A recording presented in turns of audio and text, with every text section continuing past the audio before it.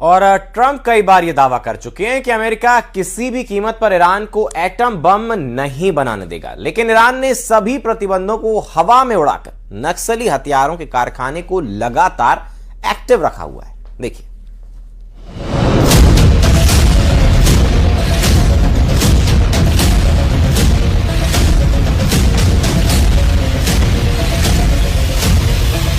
IDF की operations division युद्ध, emergency और डेली ऑपरेशंस का काम तेल अवीव में किरिया हेडक्वार्टर की निगरानी में संभालती है, जिसका सीधा कनेक्शन पीएम नेतन्याहू से रहता है। इस बार इजराइल का इरादा ईरान की ज्यादा से ज्यादा एटमी साइटों को तबाह करने का है, लेकिन ईरान के एटमी अड्डों को बर्बाद करने की अब तक जितनी भी कोशिशें हुई हैं, उनका कोई खास असर दिखा नहीं है। लेकिन अमेरिका इजराइल से ईरान को सिर्फ एटमी खतरा नहीं,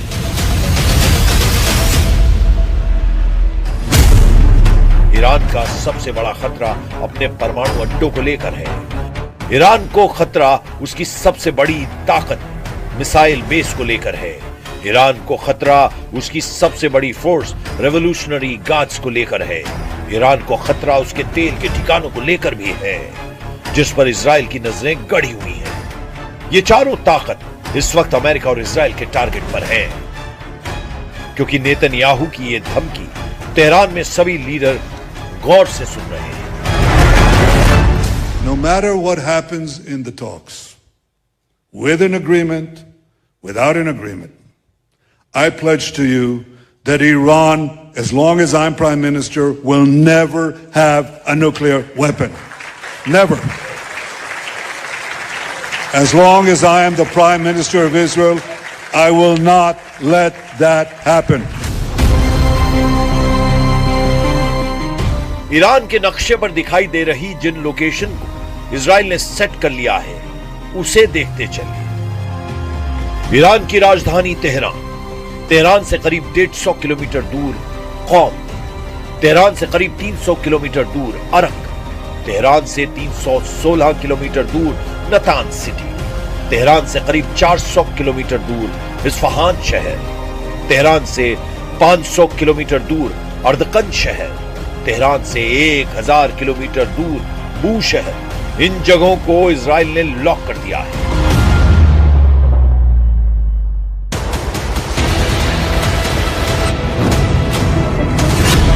ईरान के इन 7 शहरों की शक्ल गजा जैसी बनाने के लिए इजराइल रेडी है।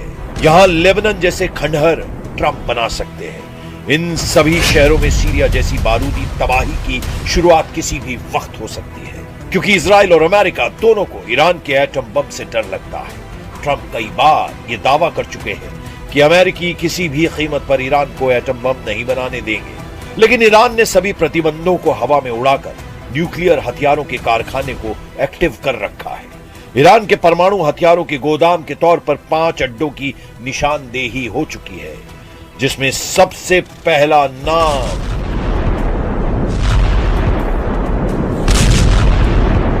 नतांज न्यूक्लियर साइट का है। नतांज में ईरान का सबसे बड़ा यूरेनियम संवर्धन प्रोग्राम चलता है। ईरान की राजधानी तेहरान से लगभग 300 किलोमीटर दक्षिण में नतांज इस्फहान सूबे में है, जहां 2 प्लांट लगे हैं। पहला underground fuel enrichment plant FEP और दूसरा upper pilot fuel enrichment plant PFEP। Natanz nuclear site का पता साल 2002 में ही चल गया था। इजराइल ने नतांज साइट को कई बार निशाना बनाने की कोशिश भी की है।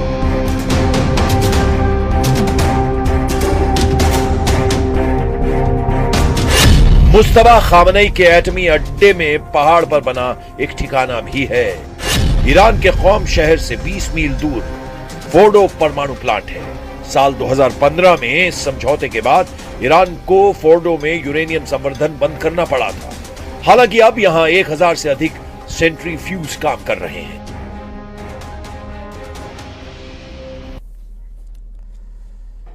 ईरान के एटमी हथियारों की रेंज में पूरा इजराइल आता है, इसलिए नेतन्याहू किसी भी तरह का रिस्क लेने के लिए तैयार नहीं है। उन्होंने यह तक कह दिया है कि इजराइल को जल्द वो हथियारों के मामले में आत्मनिर्भर बनाने वाले हैं।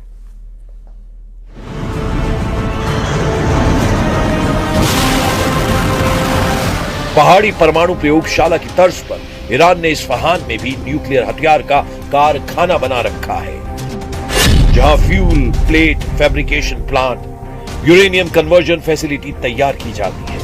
इन्हीं से यूरेनियम को यूरेनियम हेक्साफ्लोराइड में बदला जाता है, जिसे सेंट्रीफ्यूज में डाला जाता है।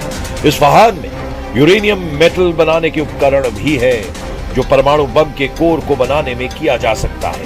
IAEA ने हाल की जांच के बाद कहा कि इस्फहान में सेंट्रीफ्यूज पार्ट्स बनाने की मशीनें हैं।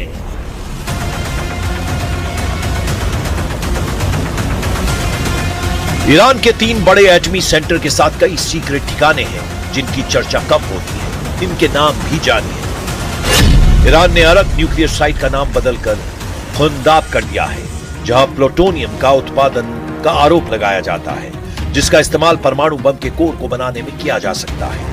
ईरान का इकलौता परमाणु ऊर्जा संयंत्र वो शहर में है, जो रूसी ईंधन से चलता है, जिसका इस्तेमाल ईरान बिजली बनाने के लिए करता है।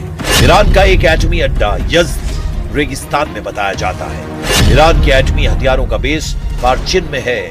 इस साइट पर ईरान मिसाइलों की टेस्टिंग भी करता है।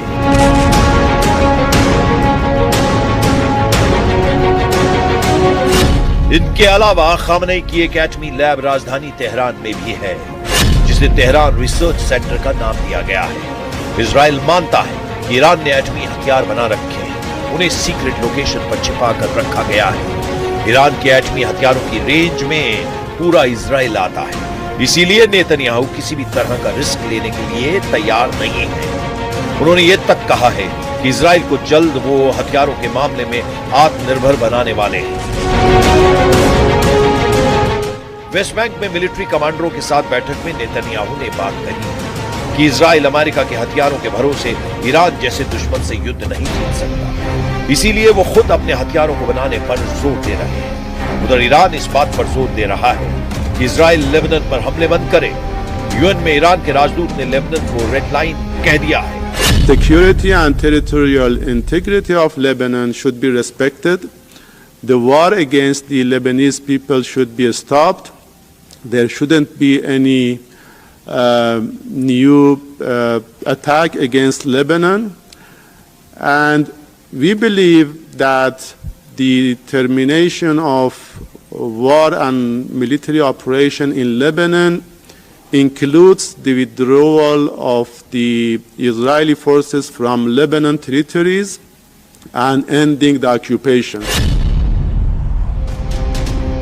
बेरूत की सड़कों पर ईरान के पूर्व और नए सुप्रीम लीडर के बिलबोर्ड लग गए हैं। लेबनान के लड़ाके इजराइल को टक्कर देने का ऐलान कर रहे हैं। मतलब युद्ध रुकने के आसार फिर से कम होते जा रहे हैं। 24 घंटे के अंदर ट्रंप का मूड नहीं बदला तो ईरान को डरावना सरप्राइज मिल सकता है।